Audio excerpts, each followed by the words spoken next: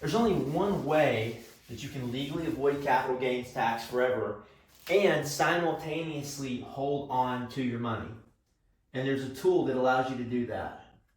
And it's called an irrevocable trust. But not just any irrevocable trust. You need a specific kind of irrevocable trust. And the trust has to have some attributes to it, So it has to be a non-grantor trust. It has to be a complex trust, meaning that it's not required to distribute assets at the end of the year to the beneficiaries. It has to be a non-statutory trust. So a legislative trust won't do this. And then, of course, this particular trust has to be discretionary. And so when you add all those things with a spendthrift provision, you have a trust that can legally not pay capital gains tax. And when I say legally not pay capital gains tax, what does that mean? And when I say capital gains, well, of course, we've got our real estate people out there. They're flipping homes, right? Of course, we've got our investors, and what they're doing is they're basically flipping stocks. And then we've got our crypto people, and they're basically flipping crypto coins or holding long term. Doesn't matter, but when these assets appreciate in value, the IRS wants to come in and get their cut. And that's called capital gains tax. There's short term and there's long term. It doesn't matter. The trust doesn't pay either one of them. So how does this work? Well, the first thing that you're going to need to do is you're going to actually need to sell the asset to the trust, okay? And so what that looks like is we sell the asset, we'll just call it the home or crypto, doesn't matter. We're going to sell it to the trust. We're going to sell it at a cost basis. Okay, so what that means is if you paid $500,000 for this home, on paper, we're going to sell it to the trust for $500,000. Okay, and we're going to do that with a quit claim deed. We're going to record that on the trust ledger. And now the trust technically owes us $500,000, which is great. It's going to be the same thing with crypto or stocks, except we sell this on a bill of sale.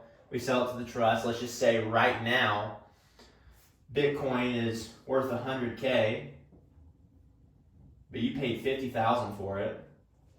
Well, you're going to sell it for 50.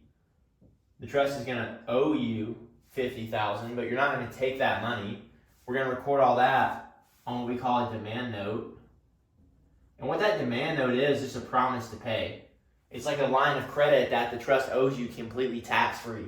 So the trust owes you that money. And so now we have this demand note, right? And the trust owes us that money, but again, we're not going to take it. So it's a demand note, and we'll just say it's worth $500K. The trust now owns the property. So the way this works is you don't own it anymore. The trust does. So this is own nothing, control everything, like the Rockefellers. What the trust is going to do is the trust is actually going to go and sell the property for you. So John Doe comes along and he wants to buy this house. Well, it's $1 million home. So he's going to give the trust $1 million for it. The trust is going to give him the home. And then now the trust has $1 million in cash, $500K, which it owes to you, and then another $500,000 as capital gains. So you can then pull off that demand note. You can get your $500,000 back at that point. So you're out no money personally. And when we do this, there's absolutely, of course, no taxes involved because we don't go and record the home with the county. There's no tax assessment. And then what happens to that $500,000 in capital gains? Well, the trust has some expenses, so it can pay for trust expenses. And what are the trust expenses? Well, you've probably also sold your primary home into the trust. What does that primary home have? Well, it might have a mortgage, power bill, water bill, property taxes. So since the trust now owns the property, those expenses are all trust expenses. So let's just say that comes out to $50,000. So you can use the capital gains, that deferred money, to pay for that, and we're left with $450,000 in capital gains. So what happens to the $450,000? Well, from an accounting perspective, we're just going to tell the IRS, because this trust has the ability to defer capital gains and defer passive income, we're going to tell the IRS, hey, we have $450,000 left over. Okay, and ordinarily that's taxed at about 37%. Well, that's not a very good deal. Okay, minimum. So what are we looking at here? And what we're looking at is we're going to tell the IRS, hey, we're going to have more trust expenses coming up. And this is an estate. And I don't know how much money we're going to make. We might make $450,000 next year. We might not. So we're going to tell the IRS that we're going to defer this $450,000. Okay? And so what this looks like is, let's just say, we'll call this column money owed. And that comes down to $450,000. Okay, that's that capital gains. And then we have deferred till later down the road. We're just going to kick the can down the road, pay it later, or never, because we can defer it every single year in perpetuity, right? And that's the key, understanding what that means. We can defer it until next year, and then next year we're going to have more trust expenses, and then whatever's left, we're going to defer that, and then whatever's left, we're going to defer that. But so what happens with this $450,000? Well, money owed, we're going to make that a zero because we're going to defer this. And so now there's no tax money owed. And I know that sounds overly simple, but that's exactly how it works. Okay? So we need to sell the assets. So let's look at the crypto example. We have our crypto. And let's just say our cost is $50K. Now the Bitcoin's worth $100K. Well, if we actually sell the crypto to the trust, we're going to have to sell it for $100,000. So we're not going to do that. Because what you have to understand is this crypto is in a wallet. Hot, cold, or could be on a ledger. So we're going to sell whichever one of these we have. We're going to sell it to the trust. Okay, so we're going to sell the actual wallet and all of its contents at a cost basis on a bill of sale to the trust for $50,000. That was our cost basis. So there's no capital gains for us. And now the trust at this point has a crypto wallet with $100,000 in it that it acquired for $50K. So what do we do with that $100,000? You know, we want to take some profits. We invested early. We're up. We want to take some profits. How do we get that money out? Well, of course, we have our demand note for $50,000. And then we've got the trust. We've got a crypto wallet with $100,000. Well, this trust has its own EIN number, its own bank account, of course. So we're going to go on whatever exchange, and we're going to create a broker for the trust using the trust information, the name of the trust, the EIN, the bank account, and we're going to transfer this crypto onto this trust brokerage, and then this is an exchange. We're going to sell the $100,000 for $100,000, and now again, inside the trust, what do we have?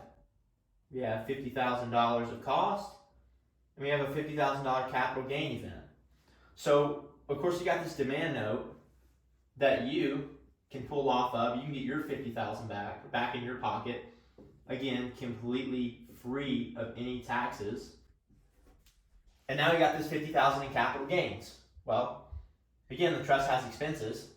So whatever the trust expenses are, perhaps it's a whole life insurance policy, perhaps it's beneficiary expenses, perhaps it's your home, your car, all those expenses. So let's just say we have, $20,000 in expenses. Well, we still have $30,000 in capital gains. In the same way we did before, this is the money we would pay the IRS. And we're going to tell the IRS, hey, we're going to have more trust expenses later. So we're going to defer the taxes on this $30,000. We're going to zero that out so we don't owe any taxes this year. We owe $30,000 later, but we're just going to keep kicking the can down the road again in perpetuity. And we're never going to pay those taxes. And we're going to expense that money into whole life insurance, ideally. So we have our trust expenses, but again, what do we do with all this money, right? Let's say we make $1 million in capital gains. All right, the trust can defer it. So it's deferred. Okay, great. Now what do we do with that deferred money? This money that we were going to give to the IRS, well, what do we do with that? And that's where we come in and we start our own private family bank. This is the whole life insurance thing, because the IRS calls this a Tier 1 asset. So do the banks, so do the corporations. Now, why is it that you and I look at this as insurance and all these other entities who know how the game works, they look at it as a Tier 1 asset? I think that's interesting. And why do they do that? Because that's what it is.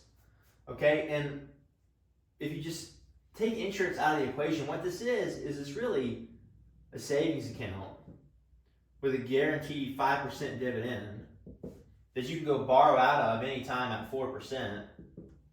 So if you subtract the 4 from the 5, you're still making 1%, whether the money's in there or whether it's not. And that's what it means to become your own bank, to be a private banker. Okay, you're the one that's getting paid the interest. So that's how we legally avoid capital gains. So in the event that, let's just say, you were intelligent, you followed the breadcrumbs, you looked at the narrative, and you now find yourself with $50,000 that you turned into $500,000, okay? Or maybe it's $2 million that you turned into $20 million. There's a way that you can avoid $18 million in capital gains using an irrevocable trust as long as it's set up correctly. If you need it set up, well, the great news is we have the people to do that for you. And you can legally avoid $18 million worth of capital gains tax in that event. All you need to do, whether you're flipping property, whether you're investing in stocks, you've got brokerages, whatever you have, that's all capital gains. You're going to need to sell those assets to the trust at a cost basis, either on a bill of sale or, in the case of a home, a quitclaim deed, which if you do real estate, you're very familiar with. It's very simple. We just sell it to the trust. The trust owns it.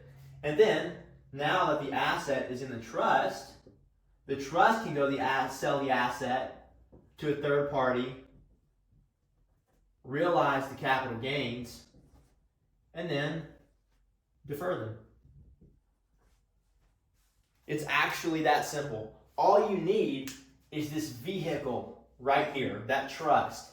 That's the missing piece. And that is exactly how you can legally avoid capital gains tax for the rest of your life.